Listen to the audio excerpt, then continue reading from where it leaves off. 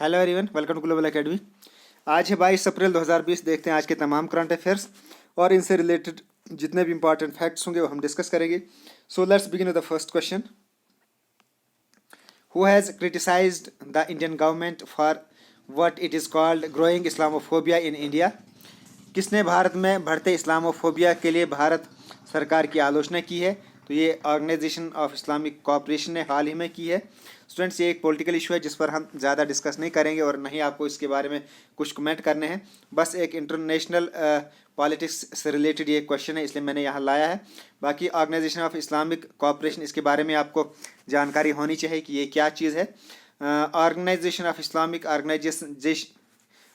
Islamic cooperation, organisation of Islamic cooperation, जिसको short में OIC भी कहते हैं, ये वर्ल्ड की second largest inter governmental organisation है यूनाइटेड नेशंस के बाद, जिसके अंदर 57 मेंबर्स हैं। इसकी जो स्थापना हुई थी वो हुई थी 25 सितंबर 1969 में, और ये हुई थी रबट किंगडम ऑफ मोरक्को के अंदर। उस वक्त एक हिस्टोरिकल समिट हुआ था और यहाँ ये डिसीजन लिया गया था कि ऑर्गेनाइजेशन ऑफ इस्लामिक कोऑपरेशन बनाया जाना चाहिए। तो इसका जो हेड क्वार्टर है इस वक्त वो जद्दा सऊदी अरेबिया में है। उसके अलावा इंडिया इसका मेंबर नहीं है, OIC का मेंबर नहीं है। मोर ओवर इंडिया को इसके लिए एक बार guest of honour on at 46 जो इसका सेशन था कौंसिल ऑफ फॉरेन मिनिस्टर का 2019 में, उसमें इंडिया को as a guest of honour बुलाया गया था। तो 2019 में इसकी 50th एनिवर्सरी भी थी। उसके अलावा United states commission on international religious freedom USCIRF, इन्होंने भी कुछ इसी किस्म की स्टेटमेंट दी है जिसमें क्रिटिसाइज़ किया है कि मुस्लिम माइनॉरिटीज़ के साथ जो कुछ हो रहा है उसमें इनने कुछ क्रिटिसिज्म वगैरह किया है। इस पर भी हम डिस्कस नहीं करेंगे, बस आपको यहाँ याद रखना है कि USCIRF, इसकी फुल फॉर्म आपको याद रखनी कि ये क्या चीज़ है, और इसका आपको याद रखना है कि इसके हेड क्वार्टर कहाँ है। तो ये इसका हेड क्वार्टर वाशिंगटन DC में है। तो ये कुछ इंपॉर्टेंट फैक्ट्स आपको याद रखने हैं। Next question, according to the recent report who is the most digitally skilled nation in the world? हाल ही में आई रिपोर्ट के अनुसार दुनिया का सबसे डिजिटल निपुण राष्ट्र कौन है? तो ये इंडिया है। Next question, as per the latest report how much Darbar move costs to exchequer of J&K union territory every year? नवीनतम रिपोर्ट के अनुसार दरबार मूव के लिए हर साल J&K यूनियन टेरिटरी कितना खर्च करती है? तो 130 करोड़ आता है इस पर खर्च, जो दरबार मूव होता है हर साल। दरबार मूव से रिलेटेड कुछ फैक्ट्स देख लेते हैं। ये क्या चीज़ है? एक्चुअली ये एक बाई एनुअल शिफ्ट है जिसमें कि सेक्रेटरीट शिफ्ट हो जाती है और जितने भी इम्पॉर्टेंट गवर्नमेंट ऑफिसेज होते हैं जम्मू कश्मीर के अंदर वो कैपिटल सिटी, दूसरी कैपिटल सिटी के अंदर ट्रांसफ़र हो जाते हैं। यानी मई और अक्टूबर के दरमियान जो गवर्नमेंट ऑफिसेज हैं वो स्टेट समर श्रीनगर में रहते हैं, और जो सर्दियों के 6 महीने होते हैं जिस दिन कश्मीर में बहुत ज़्यादा ठंड होती है, तो जो पूरा सिस्टम वो विंटर कैपिटल जम्मू में शिफ्ट होता है। यानी इसमें 6 महीने गर्मियों के श्रीनगर में होता है दरबार मूव, वहीं इसका पूरा सिस्टम चलता है गवर्नमेंट का, और सर्दियों के 6 महीने ये जम्मू में रहता है।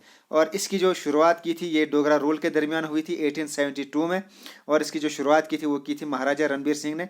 तो ये दो इंपॉर्टेंट फैक्ट्स आपको याद रखने हैं कि इसकी शुरुआत कब हुई है 1872 में, और किसने की थी? महाराजा रणबीर सिंह। तो ये जो महाराजा रणबीर सिंह की बात आई है तो इनसे रिलेटेड कुछ हिस्टोरिकल फैक्ट्स देख लेते हैं कि यहाँ कौन कौन महाराजा रहे हैं। List of maharajas of Jammu and Kashmir from 1846 to 1952। तो सबसे पहले जो यहाँ के महाराजा थे वो थे महाराजा गुलाब सिंह, जिन्होंने कि अंग्रेज़ों से ये जम्मू एंड कश्मीर ख़रीदा था। उसके बाद जो नंबर 2 पर आए वो आए रणबीर सिंह 1856 टू 1885। उसके बाद तीसरे प्रताप सिंह, महाराजा प्रताप सिंह 1885 से 1925। और उसके बाद फिर हरि सिंह जो यहाँ के लास्ट महाराजा थे 1925 से लेकर 1952। उसके बाद जो मोनार्की ख़त्म हो गई, तो उसके बाद इंडिया के साथ इसका इल्हाक हो गया। तो ये थे महाराजा की लिस्ट, ये आपको याद रखनी है। Next question, recently in which state a new species of green pit viper has been discovered? हाल ही में किस राज्य में ग्रीन पिट वाइपर की एक नई प्रजाति खोज की गई है ये सांप की ही एक किस्म है जो कि अरुणाचल प्रदेश में पाई गई।